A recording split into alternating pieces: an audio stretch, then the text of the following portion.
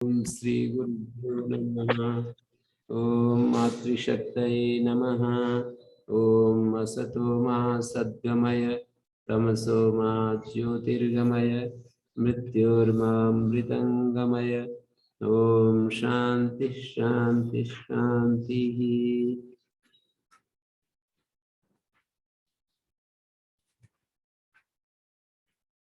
तो यहाँ पर हमारी उपनिषद की कक्षा चल रही है 236 और छांदोग्य उपनिषद की एक कक्षा है 77वीं, जो 5वें अध्याय की अंतिम कक्षा होगी। 5वां अध्याय आज पूरा होने जा रहा है और ये उपासना प्रकरण बोला जाता है। छांदोग्य उपनिषद का उपासना प्रकरण है 5 अध्याय, और इसके आगे जो 6ठा 7वां 8 अध्याय है वो ज्ञान प्रकरण, ज्ञान कांड बोलते हैं। ये उपासना कांड है, आगे ज्ञान कांड चलेगा। इससे पहले कर्म कांड होता है, मानी जो ब्राह्मण ग्रंथ होते हैं वो कर्म कांड प्रधान होते हैं, आरण्यक जो होते हैं वो उपासना प्रधान होते हैं, उपनिषद ज्ञान प्रधान होता है। ऐसी व्यवस्था है। लेकिन उपनिषद में भी कभी कभी उपासनाओं का वर्णन आ जाता है। ओम गुरु जी। हाँ जी गुरु जी, कल वो वैश्वानर विद्या के विषय में जो 7वां अंग आप बता रहे थे, मैं थोड़ा सा बाद में आवाज कट गई थी तो समझ नहीं आया। एक बार उसको बता दें। 7वां अंग तो यही है ना, तस्य वा एतस्य आत्मनो वैश्वानर मूर्धाय सुतेजा। उस वैश्वानर आत्मा का पहले 6 अंगों को निर्देश किए। मूर्धा एव सुतेजा, जो मूर्धा है वो सुतेजा है, चक्षु विश्वरूप है, प्राण पृथक वर्तमान आत्मा है, और जो मध्य भाग जो अड़ बोलते हैं संदेहो बहुला, बहुल जो है वो संदेह है। मूर्धाय सुतेजा चक्षु विश्वरूप प्राण पृथक वर्तमात्मा संदेह, और ये जो मध्य भाग है संदेह वो बहुल है, आकाश। बहुल शब्द यहाँ पर आकाश के लिए आया है। मध्य भाग जो है वो बहुल है। बस्ती रेव रई, और जो बस्ती प्रदेश है वो रई है। पृथ्वी एवं पादव। इसके बाद ये 3-4 शब्द डाले हैं तीनों अग्नियों के लिए। उरा एवं वेदी, मानी वेदी होती है और वेदी में लोम, वो वेदी में बरही बिछाए जाते हैं और 3 अग्नियां होती हैं।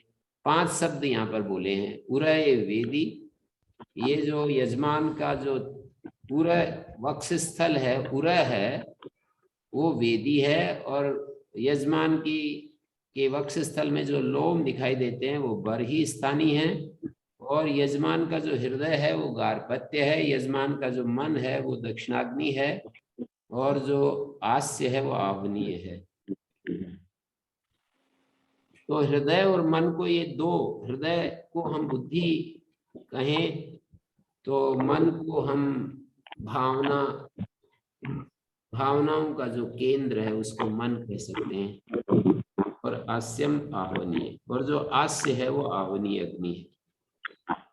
मन दक्षिणाग्नि, हृदय गार्हपत्य अग्नि। तो यहाँ पर ये देखने की बात है कि हृदय और मन में क्या अंतर है।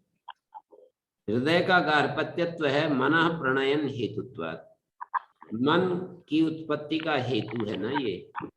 मानी गार्हपत्य अग्नि से ही दक्षिणाग्नि का चयन होता है, वहीं से गार्हपत्य से दक्षिणाग्नि को लाया जाता है। वैसे दक्षिणाग्नि के योनि विकल्प हैं, फिर भी मुख्यतः गार्हपत्य से ही दक्षिणाग्नि को लाया जाता है, गार्हपत्य से ही आवनीय अग्नि को लाया जाता है। यहाँ पर दक्षिणाग्नि हृदय है, मन अन्वाहार्य पचन है। मना प्रणीतम इव अनंतरी भवती, हृदय के अनंतर होता है मन, क्योंकि वो प्रणीतम इव माने उत्पन्नम इव, मानव की मन हृदय से ही उत्पन्न होता है। हृत प्रतिष्ठम कहा है वेद मंत्र में भी। मन जो है हृदय में प्रतिष्ठित है। तो गुरुजी ये तो सारा अध्यात्म, गुरुजी ये तो सारा आध्यात्मिक वर्णन तो ठीक है, समझ में आता है, परंतु इसको फिर अधिदेवत में कैसे घटाएं? नहीं, अधिदेवत में तो क्या घटाना है? क्योंकि वैश्वानर को अधिदेवत रूप में सप्तांग कहा है, तो 6 अंग तो स्पष्ट हो गए पृथ्वी अग्नि है ना, तक। अग्नि। अग्नि के रूप में देखेंगे। वो उन्होंने पूछा था ना अग्नि की उपासना, श्री जी ने पूछा था ना कि अग्नि की उपासना नहीं बताई, और तो सबकी बता दी। तो जो अग्नि है, अग्नि को हम अधिदैवत पक्ष में ले सकते हैं। जी धन्यवाद। और ये तो अधियज्ञ है, अध्यात्म। अधियज्ञ में आस्य अध्यात्म में आवनी अग्नि को मुख्य स्थानी बताया, और अध्यात्म में जो मुख है वो आवनी अग्नि है, और जो मन है वो दक्षिणाग्नि है, और जो हृदय है वो गार्हपत्याग्नि है, और जो लोम है वो बरही। वेदी में जो फैलाए जाते हैं, आस्तरण किया जाता है, वो व्याकरण में एक उदाहरण आता है, दर्भणाम स्थाने शरई प्रस्तरितव्यम। आस्तरण प्रस्तरण, मैंने आपको एक दिन बताया था कि ये जो है, मैं यहाँ पर एक वो चित्र बनाता हूँ।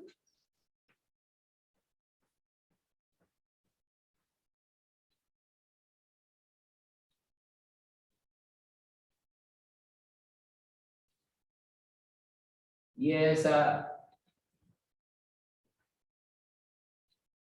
ये जो मध्य का स्थान है ये आवनी अग्नि है, ये गार्हपत्य अग्नि है, और ये दक्षिणाग्नि है। इस गार्हपत्य से यहाँ पर अग्नि ले जाई जाती है, गार्हपत्य से दक्षिणाग्नि में, गार्हपत्य से आवनी अग्नि। ये बीच का जो स्थान है ना, इसको वेदी कहते हैं। यहाँ पर वो दर्भ बिछाए जाते हैं, उसका नाम बरही होता है। मेरे ख्याल में आप लोग समझ रहे होंगे, मैंने जो ये चित्र दिया। एक बार सर्प से क्या तात्पर्य गुरु? इधर डंडी, दर्भ जो होते हैं, दाब, कुश एक घास होती है, काश एक घास होती है, दर्भ एक घास होती है। 3 घास होती है ना, एक कुश, एक काश, एक दर्भ होती है, एक कांड भी होते हैं, कांड भी होते हैं, कई घास होती है।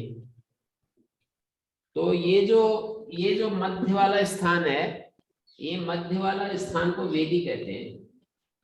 इस वेदी में दर्भ बिछाए जाते हैं, उस दर्भ का बरही नाम होता है। जी। आहुतियां तो जो है वो सब आवनी अग्नि में ही तो दी जाती है ना जी? आवनी अग्नि में प्रधान होम इत्यादि किए जाते हैं। दक्षिण इसमें भी आहुति दी जाती है, गार्हपत्य अग्नि में पत्नी संयाग आदि गार्हपत्य में किए जाते हैं। दक्षिण अग्नि में आहुति नहीं, यहाँ पर हव्य द्रव्य का परिपाक किया जाता है। जो आहुति देंगे उस द्रव्य का परिपाक, उसको पकाया जाता है ना, जैसे भात आदि पकाया जाता है, तो इसमें पकाया जाता है।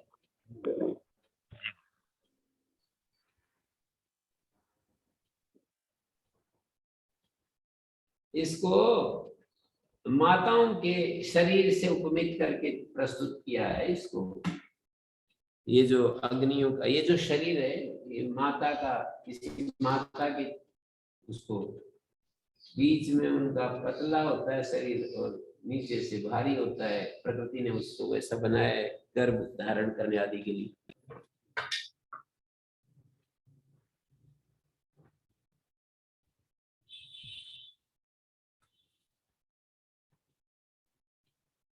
तो यहाँ पर ये हो गया। अब आगे बढ़ रहा हूं मैं। तद यद भक्तम प्रथमम आगच्छेत तद होमियम स प्रथमाम स याम प्रथमाम आहुतिम जुहुयात ताम जुहुयात प्राणाय स्वाहा इति। प्राणाय स्वाहा।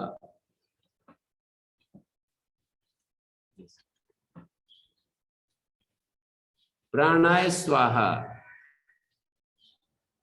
तद यद भक्तम प्रथमम आगच्छेत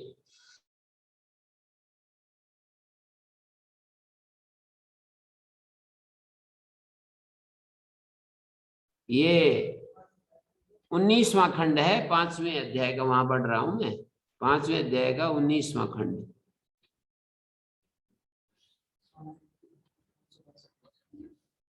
तो यहाँ पर देखिए तद यद भक्तम प्रथमम आगच्छेत तद होमियम। तत् का मतलब तत्र है, तत् शब्द का अर्थ तत्र है। ये तत् का अर्थ कहीं ततः होता है, कहीं तत्र होता है, कहीं कुछ होता है। तत् तत्र एवं सती यद भक्तम, भोजन काल में भोजन के लिए जो पहला ग्रास प्रथमम आगच्छेत भोजनार्थम तद होमियम तद होतव्यम, उसका होम करना चाहिए। अग्निहोत्र संपत मात्र से विवक्षितत्वात् न अग्निहोत्र अंग इति कर्तव्यता प्राप्ति। अग्निहोत्र की इति कर्तव्यता ये यहाँ पर नहीं है, केवल अग्निहोत्र की संपत्ति मात्र है। यहाँ पर अग्निहोत्र संपद मात्र से विवक्षितत्वात् अग्निहोत्रांग इति कर्तव्यता प्राप्ति नास्ति। अग्निहोत्र न अग्निहोत्र होत्रांग इति कर्तव्यता प्राप्ति स भोक्ता याम प्रथमाम आहुतिम जुहियात ताम कथम जुहियात। वो जो भोक्ता है, भोजन करने वाला, पहली आहुति का हवन करे तो वो कैसे करे, इसको दिखाया गया है। मिल गया होगा आप लोगों को 19वां खंड। जी गुरु जी। 5वें अध्याय का 19वां खंड। तो गुरु जी यहाँ पे अग्निहोत्र में अग्नि की बात कर रहे हैं कि शरीर में जब अन्न को खाते हैं उसका भोग की बात कर रहे हैं? शरीर में जब हम आहुति देते हैं, मतलब मुख में जब भोजन ग्रहण कर रहे मुख हैं, में जब भोजन डालते हैं ना, जी जी, उसकी बात कर रहे हैं।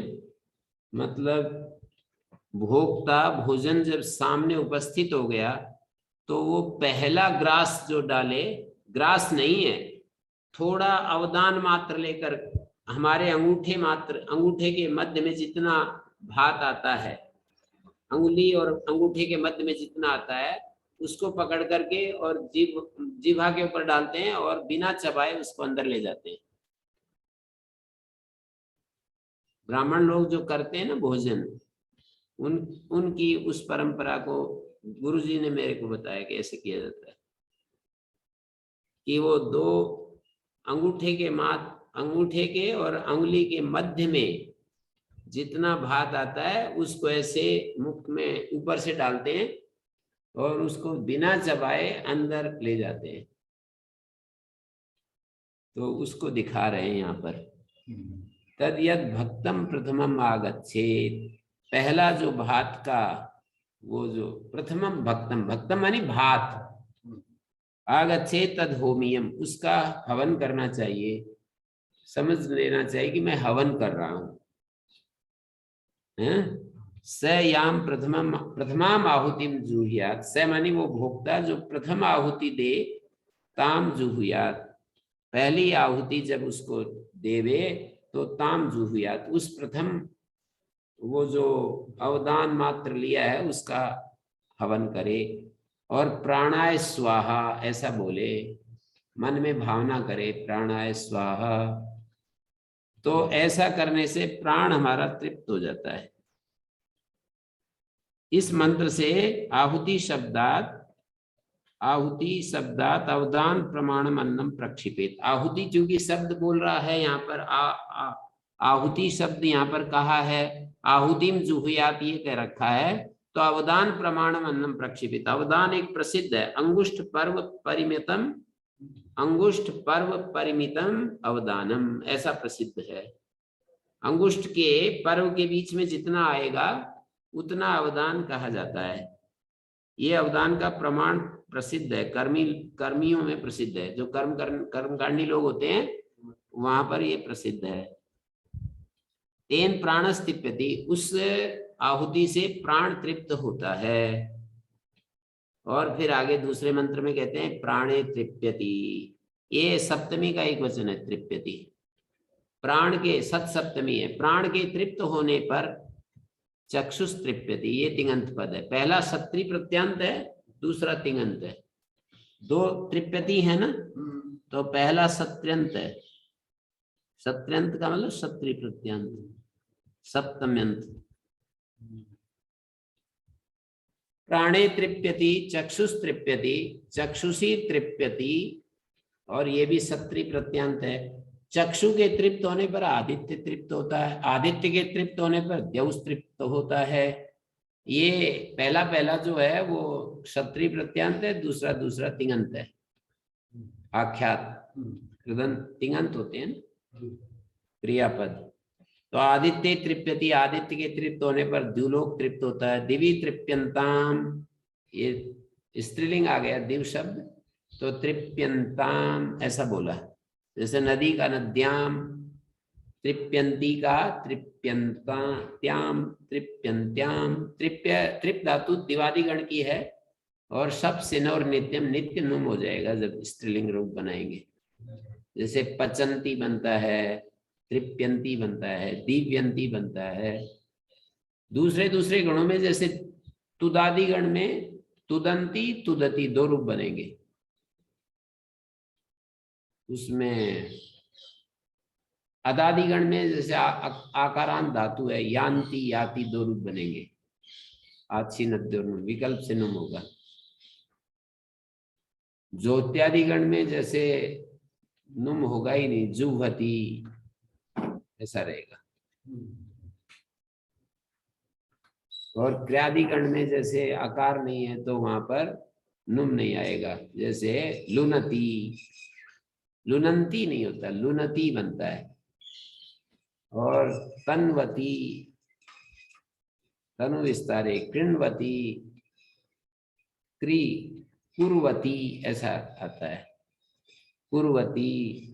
और भिन्दति, भिंद धातु में, भिद धातु में स्नम आ जाता है, स्नम के आकार का लोप हो जाएगा, तो भिन्दति, भेदन करती हुई, स्त्रीलिंग में भिन्दति बनेगा। भिंदन भिंदन, भिंदन भिंदन्तौ भिंदन्ता, भिंदन्तम भिंदन्तौ भिंदता, ये तो पुल्लिंग का है। भिंदत भिंदती भिंदन्ति, भिंदत भिंदती भिंदन्ति, और स्त्रीलिंग में भिंदती भिंदत्यौ भिंदत्यः, भिंदतीम भिंदत्यौ भिंदती, नुम नहीं होगा। व्याकरण वालों के आनंद के लिए थोड़ा बोल देता हूं व्याकरण की बात भी। तो कह दिया इन्होंने, दिवि तृप्यंताम यत् किंच द्यौश्च, दिवि द्युलोक जब तृप्त होगा तो जो कोई द्युलोक है और आदित्य है, यत् किंच द्यौश्च आदित्यस्य अधितिष्ठता, जो कुछ द्युलोक और आदित्य पर अधिष्ठाता बना हुआ है ना, द्युलोक और आदित्य का, यत् किंच द्यौश्च आदित्यश्च अधितिष्ठति तत्तृप्यति, वह तृप्त हो जाता है। जो कुछ द्युलोक और आदित्य पर, द्युलोक और आदित्य की अध्यक्षता कर रहा है, उसका अधिष्ठातृत्व बना हुआ है। द्यौश्च आदित्यश्च स्वामित्वेन अधितिष्ठति, द्यौ और आदित्य जो दो हैं उन पर जो, ये द्वितीय विभक्ति आ जाएगी, ये तो प्रथमा है। यत् किंच द्यौश्च आदित्यश्च अस्ति तौ अधितिष्ठत, तौ अधितिष्ठत तत्तृप्यति, जो कुछ द्युलोक और आदित्य, द्युलोक और आदित्य जिस किसी पर स्वामित्वेन अधिकार करता है। यहाँ पर द्यौ और आदित्य प्रथमा एक वचन है, आदित्य प्रथमा एक वचन, द्यौ प्रथमा एक वचन, यत् किंच यहाँ पर द्वितीय एक वचन है। द्युलोक और आदित्य लोग जिस पर अध्यक्षता करते हैं, अपना स्वामित्व दिखाते हैं, यत् किंच ये द्वितीय एक वचन मानना पड़ेगा।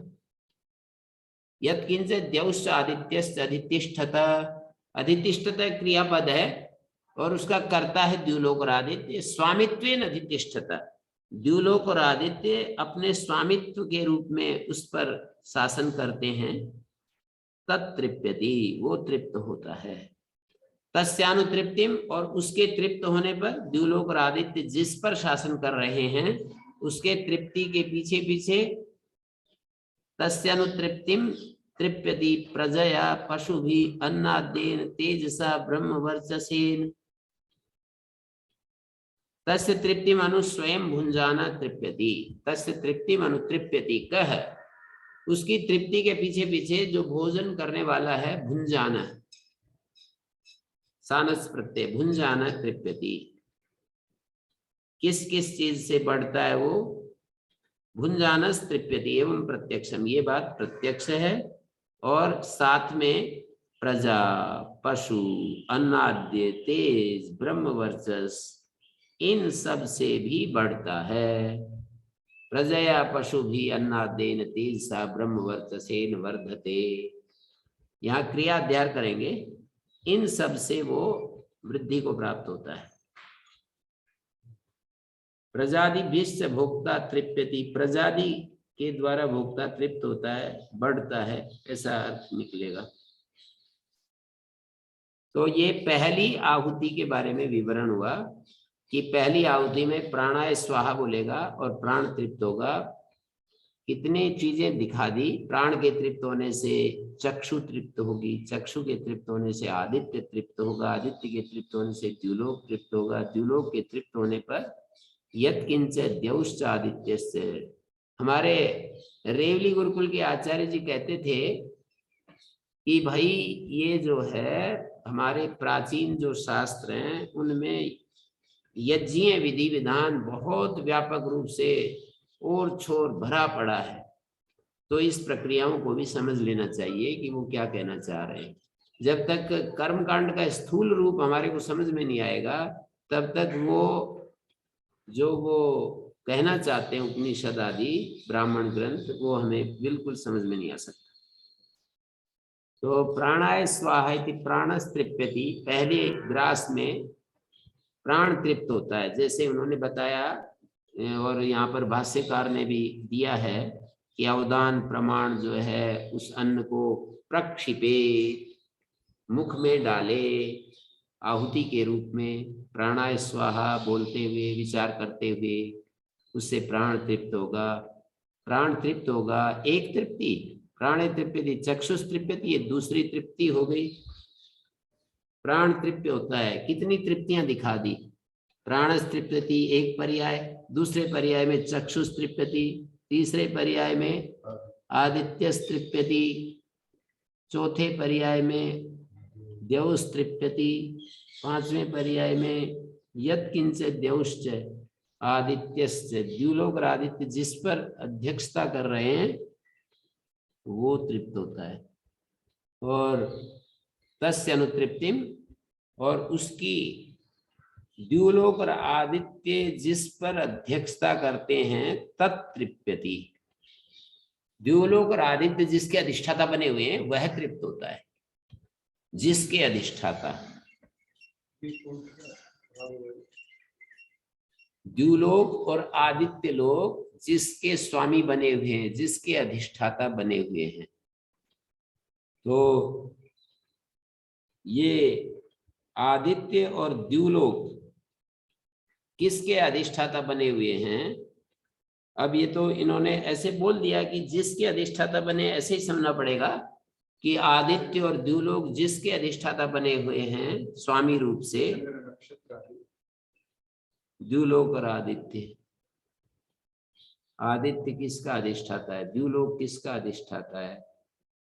द्युलोक में आदित्य रहता है। आदित्य नहीं नहीं, द्युलोक का अधिष्ठाता नहीं है। दोनों को अधिष्ठातृत्व प्रस्तुत किया और इसके अधीन जो वहां पर द्युलोक में और आदित्य सूर्यलोक में, जो ब्रह्मलोक की स्थिति में जो यहाँ से जाने वाले जो जीवगण हैं वे तृप्त हो जाते हैं। द्युलोक और आदित्य लोग उनके अधिष्ठाता होंगे जो यहाँ से जाते हैं मानी उपासना और कर्म के परिणाम स्वरूप जो बोलते हैं ना ब्रह्मलोक में जो जाते हैं उनकी तृप्ति हो जाती है।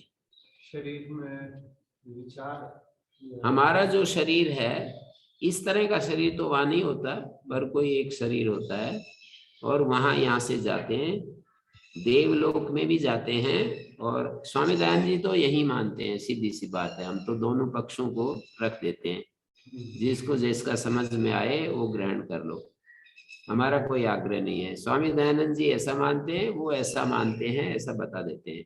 स्वामी दयानंद धरती के ऊपर ही सारे देवलोक ब्रह्मलोक और ये सब चर्चाएं, सारे लोग इस धरती पर ही हैं। उनकी मानसिक स्थिति के अनुसार, उनकी साधना के अनुसार वो लोग बता देते हैं कि यहीं पर देवलोक है, यहीं ब्रह्मलोक है, यहीं पर पृथ्वी लोक है, तीनों लोग यहीं पर हैं। पृथ्वी लोक के वासी भोग प्रधान होते हैं, माने कर्म प्रधान होते हैं। द्युलोक क्या बोलते हैं, देवलोक के वासी जो होते हैं वो भोग प्रधान होते हैं। ब्रह्मलोक के वासी जो होते हैं वो उपासना प्रधान भी भोग प्रधान भी दोनों तरह के होते हैं। तो स्वामी दयानंद की दृष्टि तो ये है। रही बात ये जो आचार्य शंकर की दृष्टि और इन उपनिषदों में जो उन्होंने व्याख्यान किया है, उसके अनुसार पृथ्वी के अलावा एक देवलोक होता है, पृथ्वी के अलावा ही एक ब्रह्मलोक होता है। तो यहाँ पर जो कहा द्युलोक और ब्रह्मलोक जिसकी अध्यक्षता करते हैं स्वामित्वेन, वो तृप्त होता है, अर्थात वे जीवगण तृप्त होते हैं। फिर ये कह दिया कि तस्य अनुतृप्तिम, जब उसकी तृप्ति होती है, यत किंच, जो कोई भी द्युलोक और आदित्य लोग जिसके अधिष्ठाता बना होते हैं वो तृप्त होता है। तस्य अनुतृप्तिम, तस्य माने उसकी तृप्ति से। किसकी तृप्ति? जो वहां पर यत किंच शब्द से जिसको कहा, जो कोई द्युलोक और आदित्य के, जो कुछ द्युलोक और आदित्य के स्वामित्व में, उनके अधीनता में है, वह तृप्त होता है। तस्य अनुतृप्तिम तृप्यति भुंजानः, उसकी तृप्ति के पीछे पीछे जो भोजन कर रहा है वो व्यक्ति तृप्त हो जाता है। और साथ में प्रजया पशु भी अन्नाद्येन, अन्नाद्य शब्द का अर्थ होता है आद्य अन्न, भक्षणीय अन्न से तृप्त हो जाता है। तेजस, तेज से तृप्त हो जाता है, ब्रह्म तेज से तृप्त हो जाता है। ब्रह्म वर्चस का मतलब वृत्त स्वाध्याय निमित्त जो तेज है, सदाचार और स्वाध्याय के निमित्त से जो तेज है उसको ब्रह्म वर्चस कहते हैं। ऐसे ही अतियाम द्वितीयाम जुहुयात ताम जुहुयात, जैसे इन्होंने कहा ना तद्यत् प्रथमम आगच्छेत् तद होमियम, उसको होतव्य समझे। होमियम का मतलब होतव्य। ओम गुरुजी जी, तो यहाँ इस आहुति से हम कैसे कहेंगे गुरुजी के द्युलोक और आदित्य तृप्त होते हैं? इसको कैसे मतलब कैसे अज्यूम करें, माने हम इसको? मतलब मेरे भोजन करने से मेरा प्राण सारे अस्तित्व के साथ अपने आप को तादात्म्य कर रहा है ना। वो जो भोक्ता है वो अपने को अलग नहीं देख रहा, सारे अस्तित्व के साथ तादात्म्य की स्थिति में है कि ये सारा अस्तित्व, जैसे हम अपने शरीर तक अपने आप को महसूस करते हैं ना कि ये मेरा अभिमान हमारे शरीर तक है ना। जी जी। तो पूरे अस्तित्व में जब हमारा अभिमान फैल जाता है, वैश्वानर विद्या चल रही है ना, वैश्वानर विद्या जो चल रही है जी, तो इस वैश्वानर विद्या में सारे अस्तित्व को ही वैश्वानर कहा है ना। जी जी। सारे मनुष्यों को भी वैश्वानर, कई अर्थ किए हैं। वैश्वानर परमात्मा का वो रूप है जो कि कर्म फल आदि देता है। वैश्वानर वो रूप है जो सारे विश्व एवं नर वैश्वानर, ये एक वैश्वानर का अर्थ है। और तीसरा अर्थ वैश्वानर का दिया है विश्वैर्वानरे प्रत्यगात्मतया प्रविभज्यनीयते, सारे मनुष्यों के द्वारा प्रत्यगात्मा के रूप में विभाग करके जिसका ग्रहण किया जाता है। प्रत्यगात्मा के रूप में मैं ऐसा करके सभी मनुष्यों के द्वारा प्रत्यगात्मा के रूप में जिसका ग्रहण किया जाता है वो वैश्वानर। सभी मनुष्य जिसको अपना आत्मा कह करके जिसको पहचानते हैं वो वैश्वानर, सब प्रत्येक आत्मा के रूप में जिसको जानते हैं वो वैश्वानर। तो वैश्वानर विद्या चल रही है। तो यहाँ पर तद्यत भक्तम प्रथमम आगच्छेत, प्रथम जो भोजन काल में भात उपस्थित हो उसको होमीय समझे। तद्यत भक्तम प्रथमम आगच्छेत का मतलब जो भात हमारे भोजन के लिए थाली में आए उसको होमीय समझे। अब मैं होम करने जा रहा हूं। घर में माताएं जब हमारे थाली में भोजन परोसे तो उसको होमीय समझे। कितना अच्छा भाव दिया है कि उसको ये समझें कि मैं अब होम करने जा रहा हूं, और ये सारे भाव उसके अंदर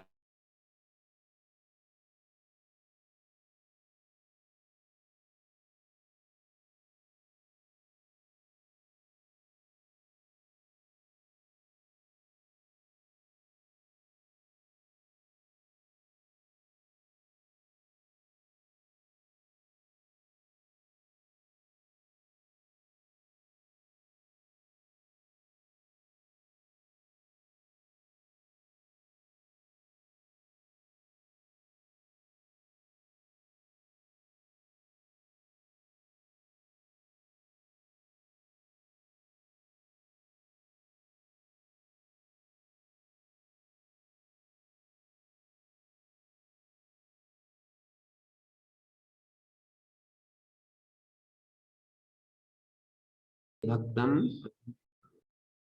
प्रथमम आगच्छेत, जो हमारी थाली में आए सबसे पहले उसको समझे। होमी मानी होतव्य समझे। ये होतव्य द्रव्य मेरी थाली में आ गया है, होम करने योग्य द्रव्य पहुंच गया है मेरी थाली में, ऐसा समझे। तो भुंजाना है वो भोजन करने वाला, याम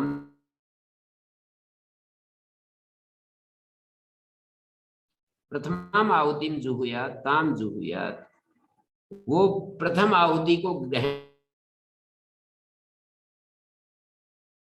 समुदाय में से एक देश का ग्रहण करना अवदान होता है। जैसे समुदाय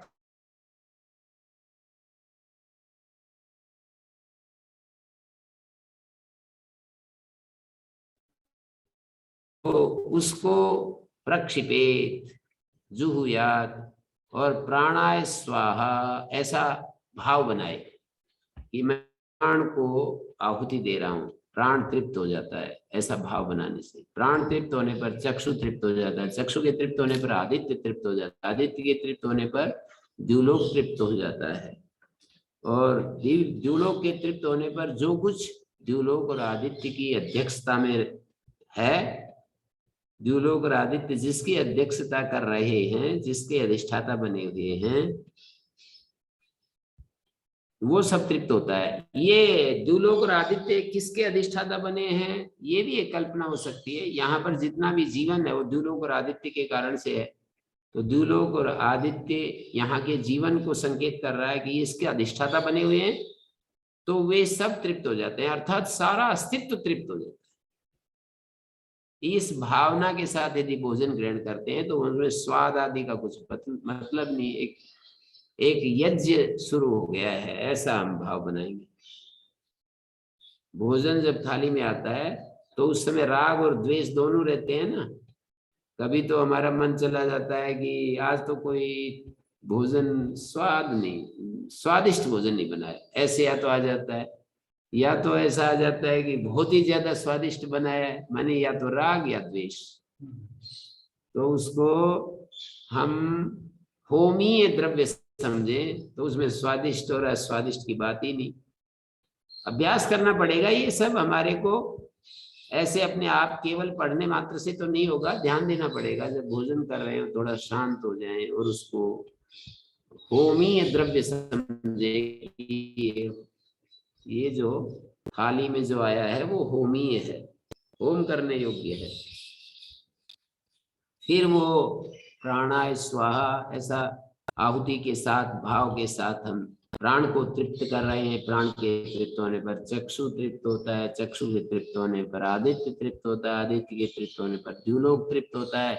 और द्युलोक आदित्य लोक जिसकी अध्यक्षता कर रहे हैं, ये सारा जीवन ही आ गया। द्युलोक और आदित्य के कारण ही तो हमारा पार्थिव जीवन चल रहा है। तो ये सब तृप्त हो जाता है। और यजमान, प्रजा, पशु, अन्नाद्य, तेज और ब्रह्म वर्चस। बुद्धिवादी नहीं उसको समझ में आ सकती है चीजें। बुद्धिवादी कहेगा, मैंने सुना है ऐसे कहते हुए, बोले काम मत करो, बस ये मंत्र पाठ कर लो, कार्य करो मत और यही मंत्र पाठ कर लो बस। ये कब कह दिया है कार्य मत करो? यहाँ तो ये नहीं कह रखा है कि कार्य मत करो, केवल मंत्र पाठ ही करते रहो, ऐसे तो कहा नहीं है। कार्य अपनी जगह है, और ये भावपूर्ण हृदय के साथ इस भोजन को स्वीकार करना एक अलग जगह की बात है। कार्य के होने पर ही ये भोज्य उपस्थित होता है। हाँ, वो तो पूर्ववर्ती है उसका कार्य। तो भोज्य उपस्थित हो गया। भोज्य उपस्थित होने के बाद फिर भाव की आवश्यकता, भाव बनाने की आवश्यकता है। राग द्वेष मुक्त होने का भी एक ये अंदाज है। फिर अतियाम द्वितीयाम जुहुयात, अब उसमें से दूसरी आहुति, द्वितीयाम, तृतीयाम, चतुर्थीम, पंचमीम ऐसे चलेगा। तो ताम जुहुयात, व्यानाय स्वाहा, ये भाव बनाए, व्यान को मैं तृप्त कर रहा हूँ, व्यान देवता को तृप्त कर रहा हूँ। व्यानस तृप्यति, व्याने तृप्यति, श्रोत्रम तृप्यति। व्यान, व्यान के तृप्त होने पर श्रोत्र तृप्त हो जाता है। श्रोत्रे तृप्यति, चंद्रमा तृप्यति, चंद्रमसी तृप्यति, दिव, दिशाएं तृप्त होती हैं। दिक्षु तृप्यंतुषु, दिशाएं जब तृप्त होती हैं तो यत् किंच दिशश्च चंद्रमा सदितिष्ठन्ति, दिशाएं और चंद्रमा जिस किसी का अध्यक्षता कर रहे हैं ना, सारा पार्थिव जीवन ही आ जाता है सब जगह, वही बात आएगी। तत्तृप्यति तस्यानुतृप्तिम, उसकी तृप्ति के, वो जो पार्थिव जीवन है, तृप्ति के पीछे पीछे ये भोक्ता भी तृप्त हो जाता है। अर्थात दूसरों की तृप्ति के पीछे पीछे ये भोजन करने वाला तृप्त हो रहा है। भाव बना रहे हैं, भाव बना रहे हैं तो निर्दय होकर के हम दूसरों के सब अपने कर्म का खा रहे हैं, ऐसी ऐसी भाषा नहीं आएगी। सब अपने, जैसे किसी को देख करके हम कहते हैं कि अरे बेचारा ये देखो कैसे, एक ऐसी भाषा तो कम से कम आ जाए। दे नहीं सकते तो ऐसे सोच तो लें कम से कम। कुछ संसार को हम ऐसा दे नहीं सकते, ये दुष्टों को तो ऐसा ही होना चाहिए, ऐसे ऐसी भाषा आती है। ये पापियों के साथ तो ऐसा ही होना चाहिए, इनको तो भूखा मरना चाहिए। भगवान से भी बड़े हो जाते हैं हम व्यवस्था करने वाले। भगवान तो उनको श्वास ले रहा है, दे रहा है, सूरज जैसा पिंड उसके लिए उपस्थित कर रखा है, सारी व्यवस्था जुटा रखी है भगवान ने तो, और उसको जीवन दे रहा है, उसको सांस ले रहा है, पानी पी रहा है, शरीर के अंदर बहुत सारी क्रियाएं चल रही हैं, वो सब होता है, और हम उससे भी बड़े हो जाते हैं। इन दुष्टों के साथ तो ऐसा ही होना चाहिए, ये भूखे मर जाएं तो बहुत ही अच्छा हो जाएगा। तो ये सब जो है, जिस तैत्तरीय उपनिषद में कहा है, मेरे को बहुत ध्यान आता रहता है। जैसे मैं, मतलब कभी ऐसा आता है, मतलब अच्छी चीज को हम बचा लेते हैं और मध्यम चीज या जो हीन चीज है उसको हम किसी को दे देते हैं। नोट, पुराने नोट, पुराना नोट तो ठीक है, एक अलग प्रकार की आसक्ति है, पर भोजन के विषय में देखिए,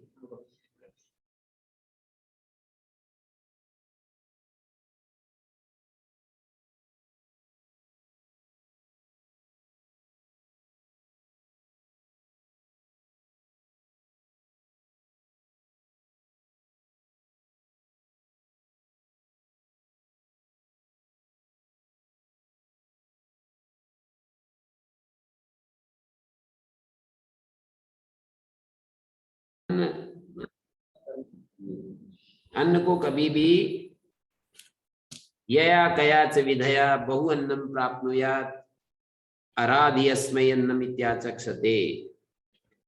हमने इसके लिए अन्न पकाया है, गृहागत अतिथि सत्कार के लिए किसी न किसी प्रकार खूब अन्न प्राप्त करें।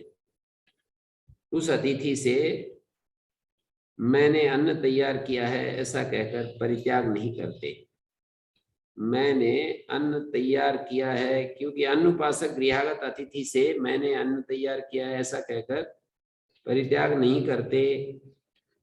क्या कह रहे हैं? अराधि अस्मै अन्नम इत्याचक्षते,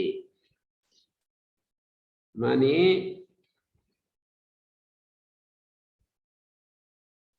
जो गृहस्थ सत्कार पूर्वक सिद्ध किया हुआ अन्न अतिथि को देता है उसे मुख्य वृत्ति से अन्न प्राप्त होता है। सत्कार पूर्वक देगा तो मुख्य वृत्ति से अन्न प्राप्त होगा, और मध्यम वृत्ति से देगा तो मध्यम वृत्ति से अन्न प्राप्त होगा। मध्य वृत्ति से सिद्ध किया हुआ अन्न देगा तो मध्यम वृत्ति से अन्न प्राप्त होगा, और निकृष्ट वृत्ति से तिरस्कार पूर्वक सिद्ध किया हुआ अन्न देता है तो निकृष्ट वृत्ति से अन्न प्राप्त होगा। तो ऐसे बता रहे हैं कि मुखतः अस्मै अन्नम राध्यते एतद् वै मध्यतो अन्नम राद्धम मध्यतो अस्मै अन्नम राध्यते एतद् वा अन्ततो अन्नम राद्धम अन्ततो अस्मै अन्नम राध्यते।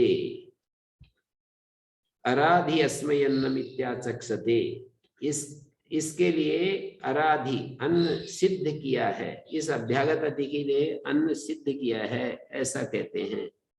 एतद् वै मुखतो अन्नम राद्धम, माने मुख्य वृत्ति, मध्यम वृत्ति और तृतीय वृत्ति, ये भेद हो जाता है। मन की स्थिति का अवलोकन करने की चीज है कि कब कब कैसे कैसे हमारे मन में बुद्धि तो फिर निर्णय कर ही देती है यथा योग्य करना चाहिए, और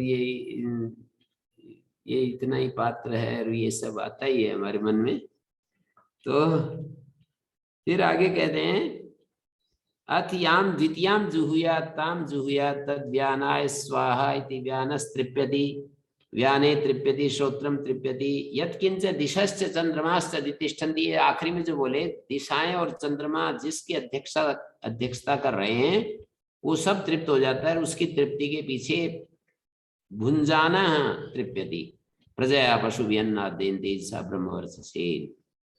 अथियाम तृतीयाम जुहुयात ताम जुहुयात अपानाय स्वाहा इति अपानस तृप्यति। अपान तृप्त होता है, अपान के तृप्त होने पर वाक तृप्त होती है, वाक के तृप्त होने पर वाची तृप्यंताम अग्निस तृप्यति, और अग्नि के तृप्त होने पर पृथ्वी तृप्त होती है, पृथिव्याम तृप्यंताम। पृथ्वी के तृप्त होने पर यत्किंच पृथ्वी च अग्निश्च अधितिष्ठता, पृथ्वी और अग्नि जो जिसका अध्यक्षता कर रहे हैं, जिनको जीवन दे रहे हैं, जिनका सहयोग कर रहे हैं, वो सब तृप्त हो जाता है।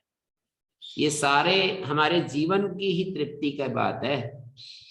तस्य अनुतृप्तिम तृप्यति, उसकी तृप्ति के पीछे वो साधक या वो याजक भी तृप्त हो जाता है। प्रजया पशु ब्रह्म से। अथ याम चतुर्थीम जुहुयात ताम जुहुयात समानाय स्वाहा समानस तृप्यति।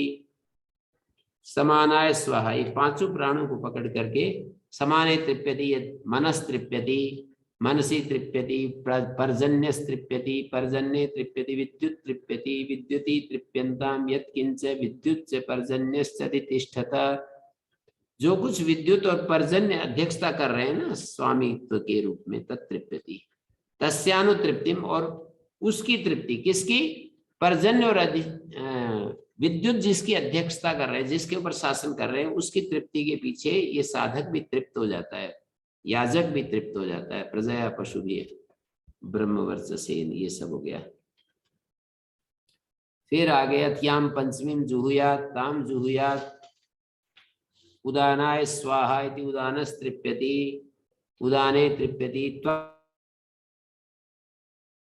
तृप्यति वायु तृप्यति आकाशस तृप्यति, आकाश तृप्त हो जाता है। आकाश के तृप्त होने पर जो कुछ वायु और आकाश अधितिष्ठता तत्तृप्यति तस्यानुतृप्तिम तृप्यति, उसकी तृप्ति के पीछे याजक तृप्त हो जाता है। प्रजया पशुभिः अन्नादेन तेजसा ब्रह्मवर्चसेन। तो ये 5 आहुतियां यहाँ पर दिखाई। प्राणाय स्वाहा, के साथ चक्षु का संबंध, और उद्यानाय स्वाहा के साथ श्रोत्र का संबंध, श्रोत्र से चंद्रमा, श्रोत्र से चंद्रमा की उत्पत्ति, विराट श्रोत्र से चंद्रमा की उत्पत्ति दिखाते हैं। मन से भी चंद्रमा मन सो जाता है, कहीं कहीं श्रोत्र से भी चंद्रमा की उत्पत्ति दिखाते हैं। चंद्रमा के तृत्व होने पर दिशाएं, दिशाओं के तृत्व होने पर जो कुछ दिशाएं और चंद्रमा अध्यक्षता करते हैं। तीसरी आहुति में उदानाय स्वाहा नहीं, तीसरी आहुति में अपानाय स्वाहा, और अपान को वाक से जोड़ रखा है, वाणी से जोड़ रखा है। चौथी आहुति में समानाय स्वाहा, और समान को मन से जोड़ रखा है। और पंचमी आहुति में उदानाय स्वाहा, और इसको त्वक से जोड़ रखा है, त्वक। त्वची तृप्यंताम, त्वक स्त्रीलिंग है, तृप्यंताम वायु तृप्यति, वायु तृप्यति, वायु के तृप्त होने पर आकाश तृप्त हो जाता है, आकाश के तृप्त होने पर जो कुछ वायु और आकाश अध्यक्षता कर रहे हैं। इस तरह से तस्यानुतृप्तिम तृप्यति भुंजाना प्रजया पशुभिन्नादेन तेजसा ब्रह्मवर्चसेन सया इदम अविद्वान अग्निहोत्रम जो होती। जो कोई इस सब को न जानता हुआ, इदम अविद्वान, इदम ये द्वितीय एक वचन है, इसको न जानता हुआ अग्निहोत्र करता है, यथा अंगारान अपोय भस्मनि जुहुया तादृक्ष्यात्, अंगारों को तो ऊपर से हटा दे और फिर भस्म में हवन कर रहा हो, ऐसी स्थिति हो जाएगी। अंगारों को एक तरफ करके और भस्म में ही हवन कर रहा हो, ऐसी स्थिति हो जाएगी। अथ्यायि तदेव विद्वान, और इस सब को जानते हुए अग्निहोत्र करता है। तस्य सर्वेषु लोकेषु सर्वेषु भूतेषु सर्वेषु आत्मसु हुतम भवति, उसका हवन सभी लोकों में, सभी भूतों में, चराचर प्राणियों में और सभी आत्माओं में। आत्मा माने भाष्यकार ने अर्थ किया है शरीर, इंद्रियां, मन, प्राण आदि को आत्मा कहा है यहाँ पर। मेरे ख्याल में कुछ लोग इसका जरूर अर्थ वही करते होंगे, सभी आत्माओं का मतलब सारी आत्माएं जो है, पर सारी आत्माओं का तो अर्थ भूतेषु से आ ही गया, इसलिए भाष्यकार वैसा अर्थ कर रहे हैं। भूतेषु कहने से सारी आत्मा आ ही गई, जो आत्मा का अर्थ सब आत्माएं यदि लेंगे तो सब प्राणियों में ऐसा उसमें आ गया। इसलिए सर्वात्मसु का, सर्वेषु आत्मसु का भाष्यकार ने शरीर, इंद्रिय, मन और बुद्धि, ये चार अर्थ कर दिए। सारी आत्माएं है ना ये, शरीर आत्मा, मन आत्मा, बुद्धि आत्मा, और शरीर, इंद्रिय, मन और बुद्धि, इन सब आत्माओं में आत्मा शब्द के ये भी अर्थ होते हैं, शरीर, इंद्रिय, मन, बुद्धि। सर्वेषु आत्मसु हुतम भवति, उसका हवन, हुतम अन्नम, हुतम भवति ये हुत होता है। यथोक्त वैश्वानर विज्ञान को जानने वाले का हुत होता है। अब एक बात कह रहे हैं, तद्यथा इशी कातूलम अग्नौ प्रोतम प्रदूयेत एवं है सर्वे पापमाना प्रदूयन्ते या एतदेवं विद्वान अग्निहोत्रम जुहोति। इस प्रकार जानने वाला विद्वान अग्निहोत्र करता है तो उसके इशी का होता है ना, झुंडे होते हैं, कांड होता है, कांड, उसके जो सरकंडे होते हैं उसके ऊपर जो एक सफेद सफेद वो जो होते हैं उसको तूल कहते हैं। वो दीपावली के पास जो से झुंडे देख सकते हैं कि वो निकल आते हैं ना उसके ऊपर, सरकंडे के ऊपर। अब उसको सूखने के बाद अग्नि में डालें तो वो भक से जल जाता है सारा। तो ये कह रहे हैं तद यथा इसी का तूलम अग्नौ प्रोतम, अग्नि के ऊपर रखा जाए तो वो जल जाता है। प्रदुयेत प्रदयेत क्षिप्रमेव, ऐसे ही इस विद्वान के सर्वात्म भूतस, जो सर्वात्म भाव को प्राप्त हो गया, सर्वान्ना नाम अत्तुहु, और सर्व से संबंधित अन्न का भोजन करने वाला, सर्वान्ना नाम अत्तुहु, सब अन्नों का जो अत्ता है, सर्वे निरवशिष्टा पापमाना धर्मा धर्माख्या अनेक जन्म संचिता, सारे पाप जो धर्म और अधर्म के रूप में, केवल अधर्म ही नहीं, पाप, धर्म भी पाप ही है। धर्माधर्म रूपा अनेक जन्म संचित, अनेक जन्मों में संचित किए, यह से प्राग ज्ञानोत्पत्ति, और ज्ञानोत्पत्ति से पहले यहाँ पर भी जो पाप इकट्ठे हुए हैं, ज्ञान से भाविनश्च, और ज्ञान के साथ साथ भी जो होते रहते हैं, प्रधुयन्ते प्रदह्येरन, वे सब जल जाते हैं। वर्तमान शरीर आरंभक पाप वर्जम, जो ये हमारा शरीर का आरंभ करने वाले धर्म अधर्म हैं, उनको छोड़कर, इसको पाप शब्द कह रहे हैं। ये जो हमारे शरीर भी पाप से निर्मित है, माने हमारा शरीर भी धर्म अधर्म से निर्मित है, उसको पाप से निर्मित, ऐसा कह रहे हैं। थोड़ा डरने की बात नहीं है। धर्म को भी जब पाप कह देंगे तो ठीक ही है, धर्म और अधर्म से निर्मित होता है शरीर।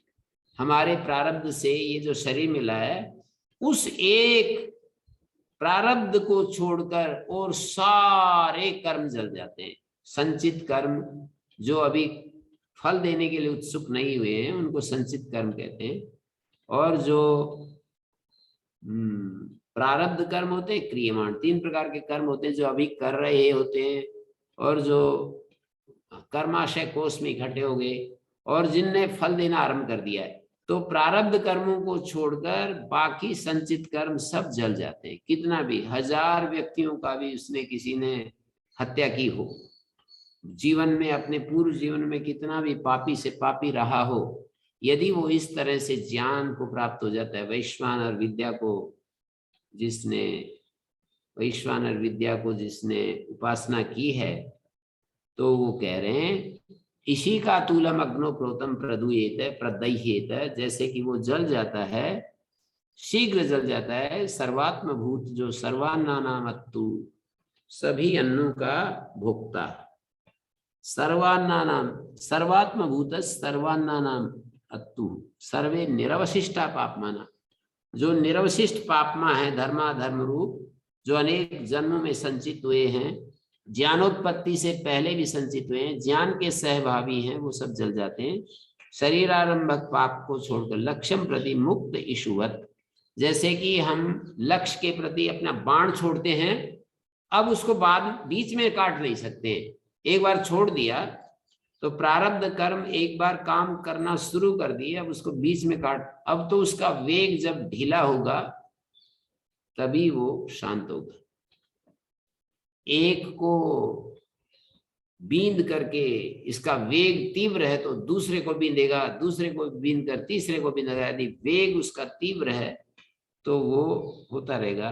तो हमारे जीवन, हमारा जो प्रारब्ध है, उससे जो ये शरीर मिला है, वो भोग हम भोगते रहेंगे, और जब भोग से वो प्रारब्ध क्षीण हो जाएगा तो फिर शरीर पात हो जाएगा, और फिर उस समय मुक्त हो जाएंगे। मानी इस शरीर के रहते हुए प्रारब्ध को तो हमें भोगना ही पड़ता है, भोग से ही क्षीण होता है, वो ज्ञान से क्षीण नहीं होता है। बाकी संचित कर्म सब ज्ञान से क्षीण हो जाते हैं। कितने भी बुरे कर्म हैं वे सब, क्योंकि मैंने कहा कि कर्म करने से दोहरे अभ्यास होते हैं। एक तो हमारे उन कर्मों के अभ्यास, और दूसरों को जो कष्ट या सुख मिलता है हमारे कर्म से, उसके बदौलत कर्माशय हो जाता है, वो संचित कर्म में चला जाता है।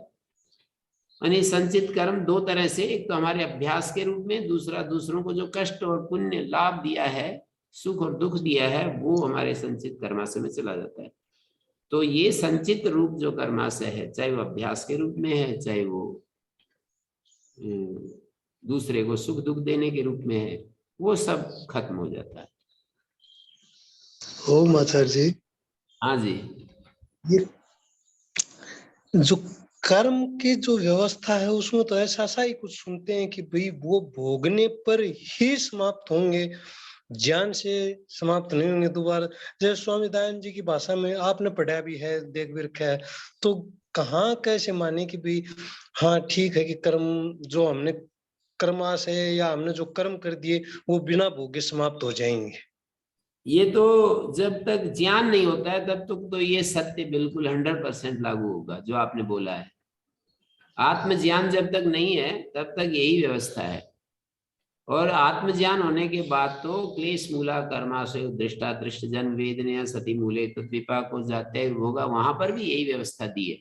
जो यहाँ पर उपनिषद में व्यवस्था है यही बिल्कुल वहां पर भी आचार्य शंकर जो वर्णन कर रहे हैं वही व्यवस्था वहां पर उन सूत्रों पर दी है।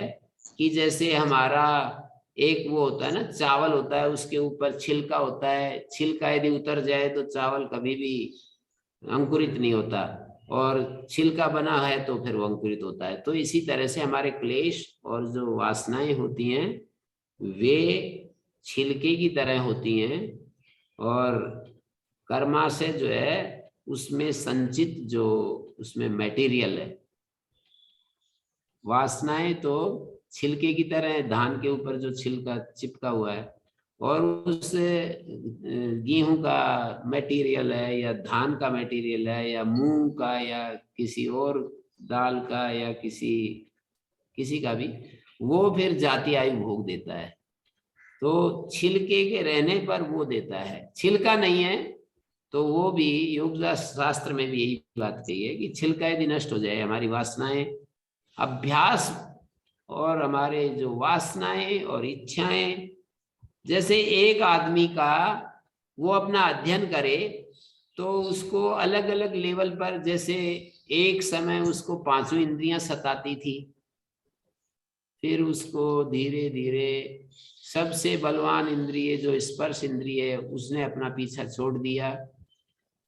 फिर भी कोई भोजन में आसक्त रहता है, कोई आंखों में फंसा हुआ है, कोई किस में फंसा हुआ है। तो केवल स्पर्श नहीं, आंखें भी जब इतनी शांत हो जाएं कि हमारे को बिल्कुल जैसे कोई पूर्ण यौवन की स्थिति हो, और एक बूढ़ा बिल्कुल मतलब 90 साल का बूढ़ा हो, इसमें कुछ भी फर्क नहीं पड़े, तो आंखों ने छोड़ दिया है उसको, आंखों का जो आकर्षण था छूट गया। ऐसे ही फिर हमारी दूसरी जिह्वा का जो रस है वो भी, ऐसे गंध, ऐसे ही फिर शब्द श्रवण, और फिर मन के साथ में जुड़ी हुई जो हमारी बढ़ाई, अपनों की बढ़ाई, अपनी बढ़ाई, उसमें फिर आगे आगे बढ़ते जाओ। हमारी जो बढ़ाई है उससे हमारे को, और हमारा अपमान है उससे हमारे को सुख दुख महसूस समान हो जाए, समत्व आ जाए। तो ऐसे ये चिन्ह है ये सब कि हमारी वासनाएं सब खत्म हो गई। वासनाएं यदि बची हुई हैं तो ये सब होगा ही, ये सब होगा ही, रुक नहीं सकता है ये। हमारी बढ़ाई होगी तो अच्छा लगेगा, और हमारा सहयोग किसी ने किया है तो अच्छा लगेगा, हमारा विरोध किया है तो बुरा लगेगा। तो ये सब जब तक ज्ञान नहीं होता है, आत्मज्ञान नहीं होता है, तब तक तो जो आपने बोला वो बिल्कुल सत्य है।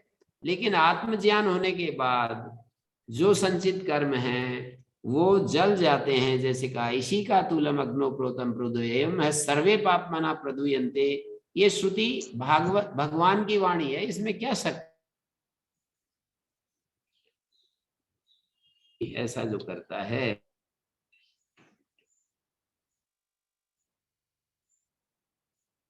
जो हमारी बुद्धि ने निर्णय लिए हैं वो गलत हो सकते हैं, पर भगवान की वाणी तो गलत नहीं हो सकती है। मतलब ज्ञान के बाद एक अलग परिस्थिति पैदा हो जाती है। हाँ जी, स्वामी जी ने, जैसे स्वामी दयानंद जी ने भी तो ज्ञान से ही मुक्ति मानी है, और शंकर आचार्य जी ने भी ज्ञान से मुक्ति मानी है। दोनों ज्ञान से मुक्ति मानते हैं, और फिर दोनों ने, उन्होंने तो जन्म को मान लिया और उन्होंने उसको जन्म को माना नहीं। और उसके बाद में जब जन्म लेता है तब कर्मा से प्रारंभ होता है। जैसे मान लो किसी ने किसी का मर्डर कर दिया, उसका फल निश्चित रूप से दोबारा जन्म में भोगना पड़ेगा। स्वामी जी ऐसी व्यवस्था मानते हैं। तो यहाँ पर शक इसलिए होता है, वो भी तो एक श्रुति है, स्वामी दयानंद जी भी तो एक दर्शन है अपने आप में। नहीं वो तो ठीक है, स्वामी जी दर्शन है, ये तो हम मना नहीं करेंगे, लेकिन ऐसा मान सकते हैं कि उनकी दृष्टि ऐसी है। और वो इसका फैसला नहीं दिया है कि मर्डर कर दिया और कुछ कर दिया फिर वो वापस आएगा तब जाकर भोगेगा। तो युक्ति से और विद्वान लोग कुछ कुछ अपना ढंग से सोचते हैं। उन ठीक उनके मुख से ये बात नहीं आई है कि कैसे मिलता है जन्म, मुक्ति के बाद वापस जो लौटते हैं वो कैसे हो जाता है, इस बारे में उनका कोई ज्यादा गंभीरता से विवेचन हुआ नहीं है। शायद वो जीवित रहते, कोई प्रश्न आता, कोई पूछते, कोई बात चलती और कोई पूछने वाला हमारे जैसा, आप जैसा कोई उनके सामने आता, आए होंगे, पर वो बार बार कहते जी इसका उत्तर दो जी, ये तो बिल्कुल हमारे को समझ में नहीं आ रही, बार बार कहते ना, तो फिर उनको हाँ सोचना पड़ता है और वो उत्तर देते हैं। अच्छा तो ये जो है आचार्य शंकर, क्या योग शास्त्र भी ऐसा ही कह रहा है। योग शास्त्र में व्यास भाष्य में जो कहा है और मूल सूत्रों में जो कहा है वो भी यही कह रहे हैं कि हमारे कर्मा से वही फल देते हैं जो वासना के मौजूदगी रहती है। वासना हट गई तो कर्मा से कैसे फल? आप यूं समझ लीजिए, वासना तो भूमि की तरह है, भूमि नहीं तो यहाँ पड़ा हुआ जो बीज है, यहाँ कमरे में पड़ा हुआ बीज थोड़ी फल देगा, कैसे अंकुरित होगा? भूमि है वो तो, वासना भूमि की तरह है, वासना लोटे की तरह है। पानी, लोटा, पानी रखने के लिए लोटा चाहिए, लोटा बाल्टी जो भी कुछ कहो, वासना लोटे की तरह है, वासना भूमि की तरह है, वासना छिलके की तरह है। किसी उदाहरण से तो समझ में आएगा हमारे को। तो तस्मादु है। हाँ जी, तर्क मजबूत है आपके, बस ठीक है जी, हम शांत हैं यहाँ पर। हाँ चलो आगे। तस्मादु है एवं विधि यद्यपि, एवं विद यद्यपि, ऐसा जानने वाला जो होता है, यद्यपि चंडालाय उच्छिष्टम प्रयच्छेद, ऐसा कहा है कि उच्छिष्ट भोजन नहीं देना चाहिए किसी को, और ऐसा वैश्वानर विद्या की प्रशंसा कर रहे हैं कि वो उच्छिष्ट दे देना किसी को, चंडाल को भी। तो आत्मनि है वस्य तद वैश्वानरे हुतम स्यात्, तो वो सर्वात्म भाव को प्राप्त हो गया ना, तो वो तो आत्मा में ही हवन कर रहा है, उसका आत्मा और चंडाल का आत्मा कोई भेद थोड़ी है। मेरा आत्मा और चंडाल का आत्मा कोई दो थोड़ी है। यूं कह रहे हैं कि चंडाला उच्छिष्टम प्रयच्छेद आत्मनि है वस्य तद वैश्वानरे हुतम। इसमें आचार्य शंकर भी क्या करेगा, ये तो मूल श्रुति के ही शब्द है। आत्मनि है अस्य तद वैश्वानरे हुतम स्यात् तदेश श्लोक, तो इस बारे में ये श्लोक है। यथे क्षुदिता बाला मातरम पर्युपास्ते, जैसे भूखे बालक माँ के चारों तरफ लिपटे रहते हैं, खड़े हो जाते हैं, चूल्हे के पास बैठ जाते हैं, ये मतलब आजकल पता नहीं ऐसा होता है कि नहीं, पहले ऐसा होता था। रोटी बनाती तो थाली लेकर के और पहले ही बैठ जाते थे, और दो तीन बच्चे होते तो पहली रोटी मेरी, पहले ही कहने लग जाते हैं।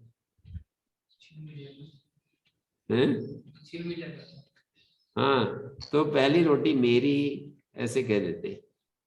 और माता जी कहती कि पहली रोटी गाय की, ना तुम्हारी ना इनकी। यथे क्षुदिता बाला मातरम पर्युपासते, भूखे बालक जैसे माता की उपासना करते, एवं सर्वाणि भूतानि अग्निहोत्रम उपासते, अग्निहोत्रम उपासते, ऐसे सारे जो प्राणी हैं वो सर्वाणि भूतानि अन्नादानी, अन्न भक्षण करने वाले, एवं विदो अग्निहोत्रम भोजन उपासते, ऐसे ज्ञानी के अग्निहोत्र, ऐसे ज्ञानी के भोजन की उपासना करते हैं। कदा सो भोक्ष्यते, कब भोजन करेगा, कब भोजन करेगा, ऐसा तो समझ नहीं सकते हम लोग। कोई ऐसा ज्ञानी पुरुष हो तो उसके भोजन की कितनी महिमा है। वो एक संत को मैंने देखा कि वो माताएं बहुत ज्यादा श्रद्धा से युक्त भरी हुई रहती थी, और वो संत तो अत्यंत पवित्र थे।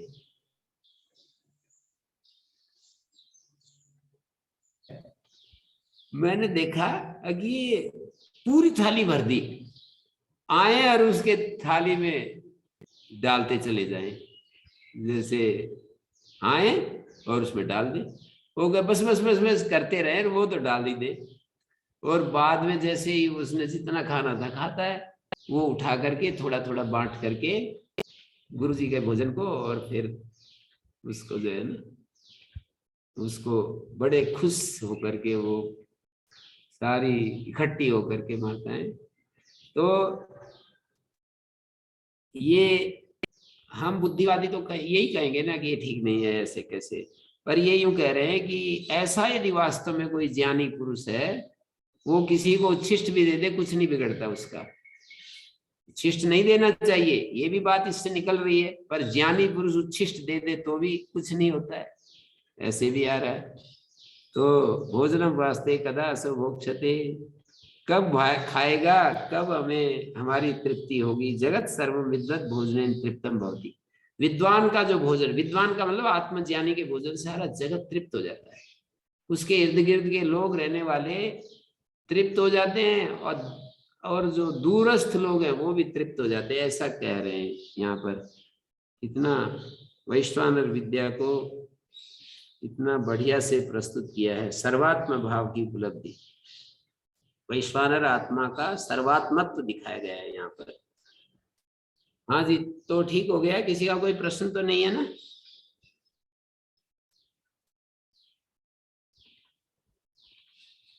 जी गुरुजी, सब ठीक है गुरुजी। ओम शांति शांति शांति।